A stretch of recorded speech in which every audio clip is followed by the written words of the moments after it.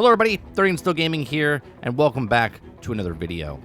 On today's episode, we're going to be talking about my Gotham Knights review. Now, at the time of recording this, I have over 50 hours into the game, and I took my sweet time with this game. Now, it didn't take me 50 hours to beat it. I probably could have beaten it in a lot less, but it did take me around 40, I would say about 46, 47 hours to complete the game. But I did a lot of just side quests and just random, exploring around the map in this open world Gotham. Now, in this review, I will not be giving a traditional score. I will give you information based on the story, the gameplay, my thoughts of the boss fights and whatnot. And you, as the viewer, can listen to what I'm saying, and you can make your own score. At the end, I'm basically going to tell you if it's a buy, wait, or skip. But before I get to that, if you like these videos, please make sure you share, like, and subscribe. And in the comment section down below, let me know what you thought if you beat the game.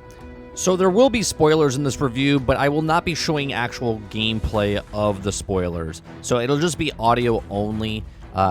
So there are audio spoilers in this review, but I will not show the actual areas or scenes of that, just in case you want to keep that, for yourself. But overall, I will just be showing early on gameplay in Gotham Knights. Now, first things first. Coming into this game, leading up to this game, I was very worried what this game was going to be. I decided long ago that I was going to pick up this game regardless, and I was going to just enjoy it for the story. Now, going in, I wasn't expecting a lot from this game, but I was like, you know what? I like stories. Let me see if they give a good story. So the story all around, I think, was pretty good. There are very strong points to it, emotional points, I should say, to it, and then there's really lackluster parts of the game. Overall, the story, I think, is substantially decent. Now, I did play my entire game play mostly solo, and I played with Batgirl. I never changed to any other character during the actual story missions.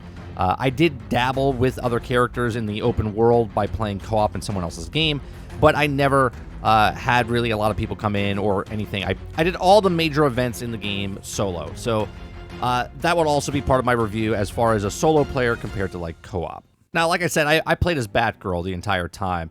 And the voice actress for Batgirl, there are times with Batgirl I thought was very good. I thought the voice actress did a decent job. In no way, shape, or form do I think this is like, if this was a movie of Academy Award winning performance, but I also don't think it's like morning, afternoon, soap opera acting either. I do think at times there was a little bit of dialogue from the other characters in the game that were a little cheesy, but at the same time, that's sort of like what comic books are. There's that really, really candid or really kind of like childish dialogue, and that's fine because that's what comics are at times. Now, moving through the main story with the Court of Owls, I thought the very beginning of the Court of Owls was pretty good, and then it tapered off a lot throughout the campaign, and then it just completely dropped off at the very end. The League of Shadows starts off in the beginning as well, and obviously right from the start of this, with the cutscene in the very beginning, Ra's al Ghul and Batman are fighting. You see the scene that happens with Batman and how he dies and Ra's al Ghul, and then you see Talia come in and basically take over the League of Assassins. Now, the League of Assassins themselves are also not really well-rounded. So you got two big factions here. You have the Court of Owls and you have the League of Assassins, and really none of them go anywhere. But at the same time, they do move the story forward. Now, the big plot point of this whole thing is what the title of the game is, Gotham Knights. So them taking this approach as far as what Gotham Knights is, it's a story about these four superheroes or vigilantes that lost their mentor, lost their father figure, and they have to know how to work together as a group, right? And so that's why it's called Gotham Knights and not called Gotham Knights Court of Owls. Now, in the promotional material and stuff, obviously they say the Court of Owls, and with Batman dying, there was a lot of speculations of what the story was and what it could be. But at the bare bones, it is a story about a group of young adults that are trying to manage through life without their mentor and their idol, which is Bruce Wayne / Batman. Now, throughout the story, there are moments that you hit as you're progressing through the main campaign that there's little icons that pop up and there's little cutscenes. And the cutscenes, I think, are really good. The emotional parts of the cutscenes are really good. And this is almost like a Mass Effect Andromeda effect to me. In Mass Effect Andromeda, the main story was kind of lackluster, but the side quests of knowing your crewmates is what was really the better story. In Gotham Knights, this story of the Gotham Knights, when they're talking to each other, with Batgirl talking to Nightwing, or Nightwing talking to Robin, or Robin talking to Red Hood, and the little emotions, or Alfred giving you fatherly advice and as a mentor as well, those little bits and pieces are really good. Now, the overall story cutscenes were also decent. Cinematic-wise, I think they were very good. I thought the cinematic and the dialogue in most of those scenes were pretty good. Not the best. There are some cheesy lines in there, and you'll know when you actually come along. You'll see it and go, oh, that's what 30's talking about, that cheesy line. It just sticks out like a sore thumb. Overall, I thought the acting was pretty decent. I wouldn't rave about it, but it moves the story forward. Now let's talk about the gameplay. The gameplay, when we looked at videos, and I'll be honest right off the bat, I was comparing it to Arkham series. I was comparing it to the Batman games and saying it does look a little floaty and whatnot, but I also said I'll have to find out when I get my hands on it. Once I got my hands on it and I started playing through the actual campaign and I actually started playing through the game, I was like, man, this combat does feel really good. Now, does it get repetitive? Yes, I guess it could get repetitive, but at the exact same time, there's 4 different characters that you could swap to if you were getting bored with one style. Each character, each Gotham Knight feels completely and utterly different from the other. Robin, he's got so many cool moves with the staff, and then you have Nightwing, who does a lot of flips and acrobatic moves. Then you got Batgirl, who feels stronger and hits, which is kind of weird because Red Hood's got the guns, but he's also a brute. So each single person feels different in this, so you're kind of playing 4 different times, 4 different ways that you could, and it does make it feel less mundane. But doing all the different crimes in the city could get a little bit tiresome if that's all you were doing. I played where I basically did what it was asking me to do, so I would do the story and then go to a mission where I had to interrogate 2 people or 3 missions and then move on to the next mission.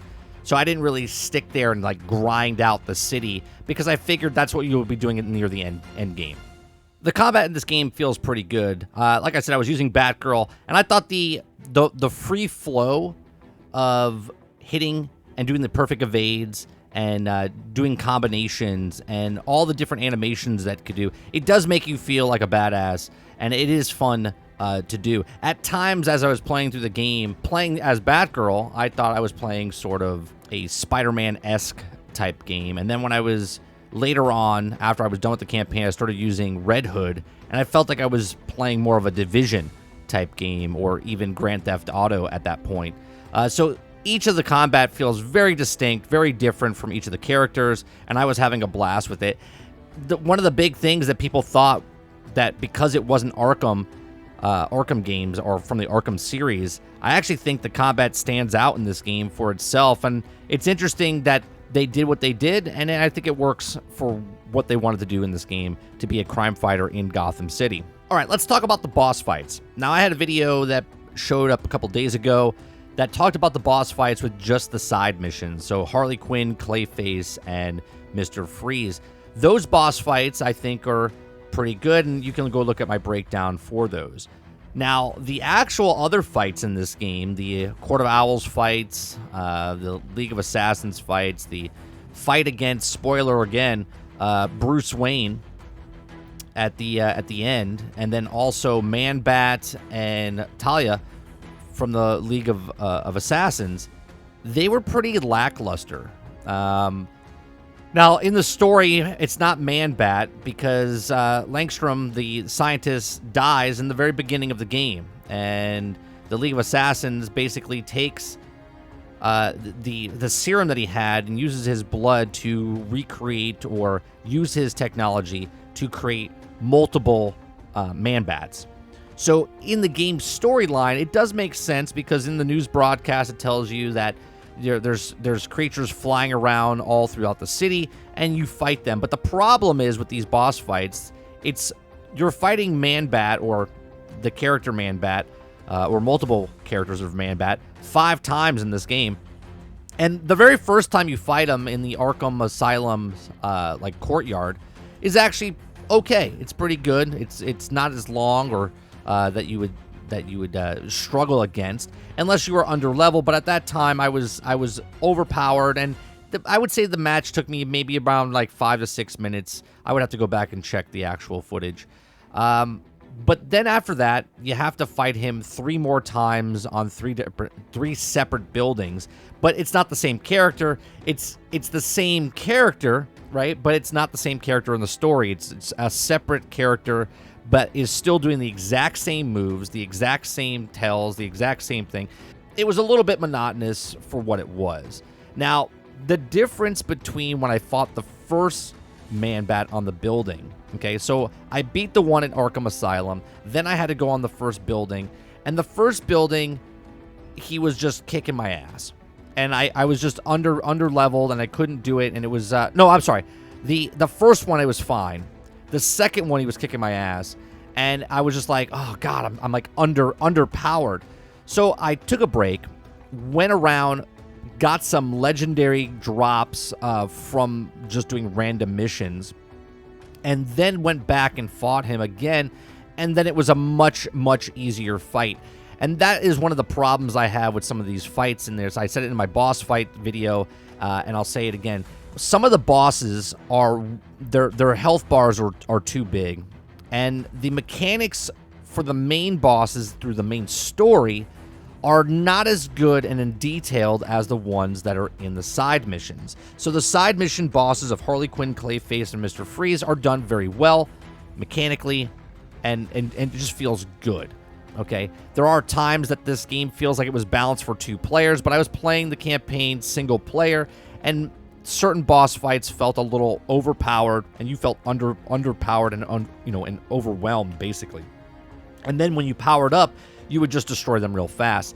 The fight between Bruce and yourself, I felt was really, really a letdown. Obviously, we all thought that he wasn't dead, and then he comes back, and we're like, okay, surprise. So that's where the story, you're like, oh, surprise, but really you're not surprised at all. But the mechanics of that fight and what the fight is, they tried to make it emotional that he's alive, but obviously the writing wasn't good, so you didn't really feel like a shocker. And then the actual fight with it was lackluster as well with the mechanics that he does. It's just a repetitiveness, and then you have to hold A, and the control scheme sometimes with this game, I don't know if it's just third-person games in general. This is not the first third-person game I've had issues with the way your character moves. And then the fight with Talia. Her fight is broken up into 2 separate parts after you're done with Bruce, and it's just not really a fun fight either.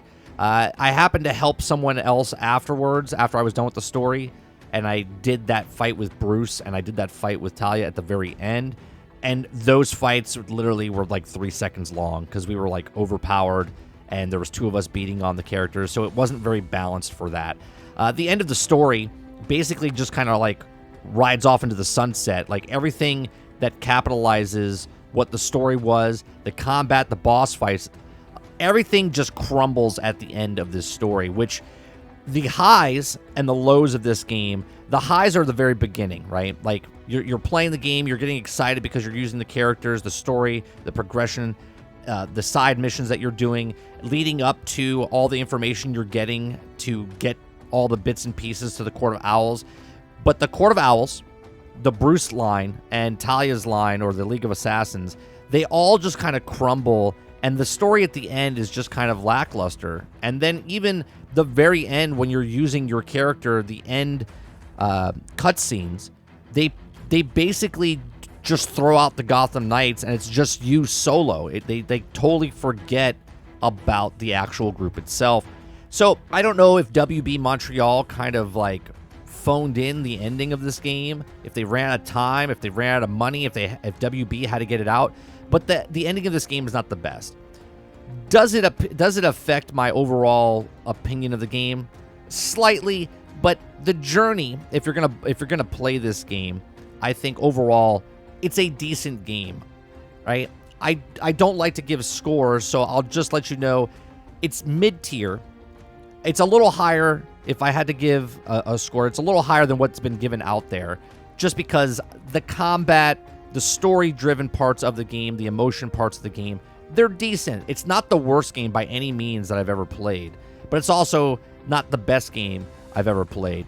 As far as the superhero game goes, I think they've actually done something really cool here with Gotham, the Gotham City, where in Spider-Man, you're going around doing missions, but you're by yourself. And I know a lot of people look at this as co-op. It's not a big deal, but I think superhero games like this, playing with somebody, is actually a huge deal, where people are so excited for the next Spider-Man game and they really want it to be co-op, right? So that's what people want, and they've already said that it's not co-op, but you get to play as two different characters, right? You get to play as Miles Morales and Spider-Man. Now, that's what it is. The technology that they put in for the systems, the crime system in there, I think is really cool. I think the actual combat system they've done is really cool. The co-op drop in, drop out. Now, I know there's people out there that had problems. I didn't, and I thought it was a really cool experience that they added that into the game. It does feel cool that all of a sudden you're fighting and all of a sudden a friend comes in and then just starts, or random, and starts to fight with you, and it feels good. So bravo to them to add this. Is it to the factor of losing other things? Maybe, but at the same time, they progressed from their last game. And I think as a gamer, you want the developers that make games to make a better game than they did the last time. Now, the WB Montreal's last game was Origins, which was pretty good, but it's the least favorite of all the Arkham games of that series type of thing. And yet, I think they've done a better job here adding to what Origins was, and then on top of that, right? Because Origins wasn't really theirs. Rocksteady didn't want to make another one, and they gave it to WB to make the Origins one. So overall, I think if you are a Gotham Knights fan, if you are a person that just loves the Bat family, then this is a 100% pickup for you. If you're a person that's on the fence and you're like, I don't know if I really like this game, it's a 100% wait, okay? But I also don't think it's a skip. I think if it goes on sale, pick up this game. I think it's very entertaining. You'll get your money's worth. I paid the $70, and I got my money's worth out of it. If I don't ever play the game again, I think it was well worth my time of the 50 hours for $70. That's still a good entertainment value for price per hour or whatnot. So each their own. Let me know what you think in the comments section down below. You played the game. Let me know what you thought of the overall experience. It's mid-tiered for me. I think it's I had a blast playing it, but it's also not my favorite game of all time. You have to hit certain bars, and what Batman did and what Spider-Man did, it's going to take a lot for a game to get up into those ranks. And I think the other superhero games that come down the line could potentially knock that off the pedestal, like a Wolverine game, or maybe even the Captain America and the Black Panther game that comes out in a couple years. But we'll see. There's a lot of comic book games coming out, and I absolutely love these comic book games. What's best for me is that I love reading comics and watching the animated series of cartoons and whatnot, and when I was a kid, and now I'm living inside the worlds by actually controlling them. And that is just an amazing thing about video games. These are my thoughts. Let me know yours in the comments section down below. Please make sure you share, like, and subscribe, and I'll see you guys on the next video. Thanks for watching.